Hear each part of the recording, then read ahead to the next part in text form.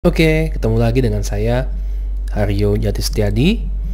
Di kelas kali ini kita akan membahas tentang manajemen layanan TI, yaitu pada bagian tata kelola dan manajemen TI, sebagai pengantar kuliah manajemen layanan TI.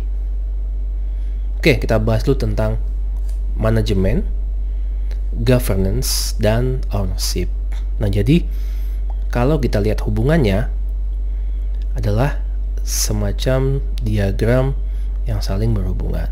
Nah, kita jabarkan dulu di sini tentang pengertian tata kelola atau governance. Dalam kasus Oxford diartikan sebagai sebuah tindakan atau cara memerintah, mengontrol, atau mengatur pengaruh agar berjalan dengan baik dalam konteks sebuah organisasi atau perusahaan.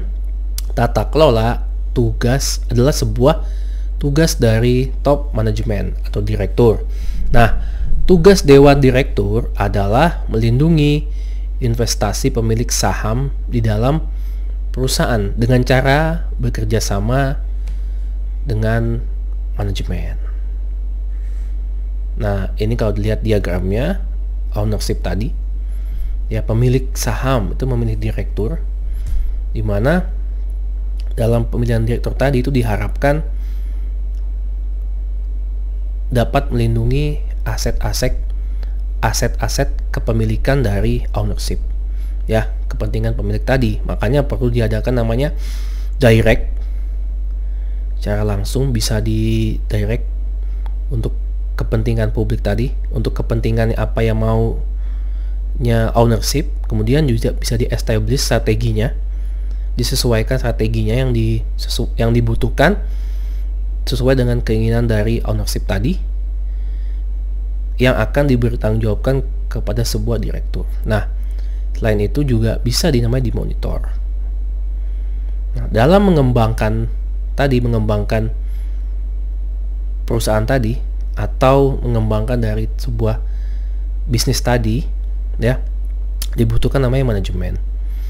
Jadi manajemen ini adalah bagaimana mengembangkan kemampuan bisnis dari pemilik sesuai dengan kebutuhan pemilik ownership tadi. Dibutuhkan namanya governance tadi, ya, dengan tata kelola. Nah, intinya adalah selain mengembangkan kemampuan bisnis yang ada dan juga menjamin bahwa operasional bisnis yang ada itu berjalan dengan sesuai dengan keinginan dari ownership atau berjalan dengan lancar.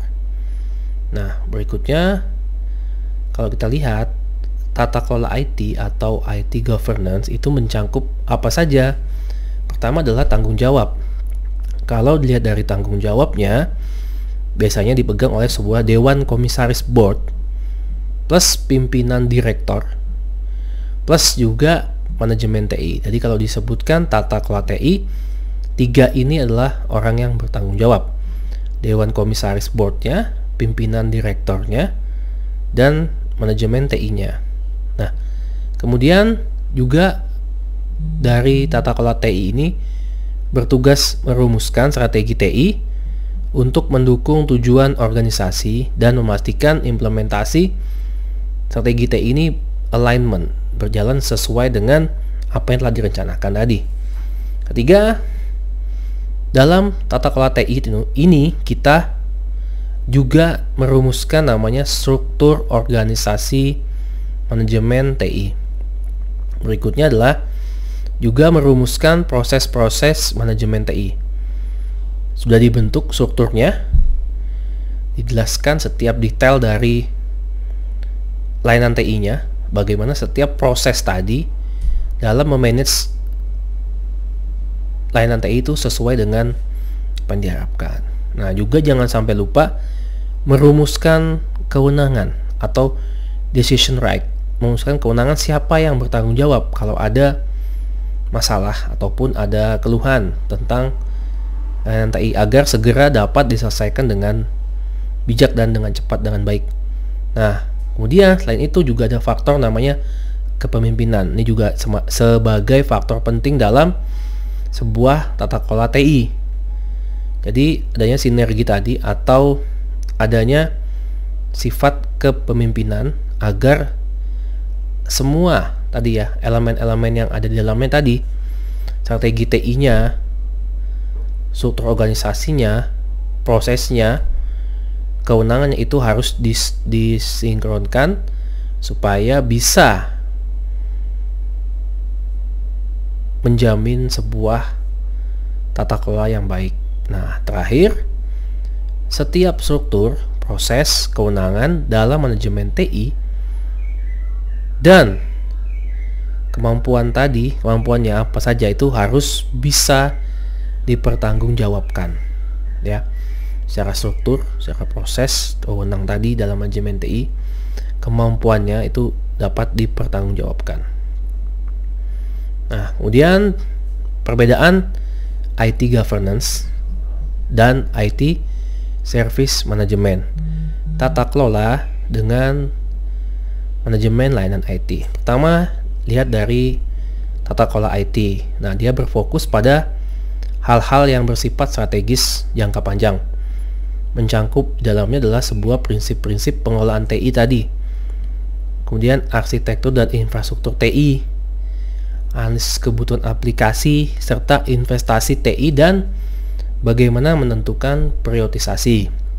Yang kedua, tugas dan elemen wewenang. Kalau di tata kelola itu sifatnya biasanya sangat spesifik, ya, dengan organisasi terkait tadi. Tugasnya atau wewenangnya tidak dapat diserahkan kepada pihak luar organisasi. Artinya dalam tata kelola IT tadi, setiap tugas atau elemen wewenang tadi itu diselesaikan secara organisasi, ya. Jadi nggak bisa diserahkan kepada pihak ketiga. Itu namanya tata kelola IT. Nah, dalam artian kalau kita bicara tentang to governance adalah artinya menentukan who decides what, siapa melakukan apa.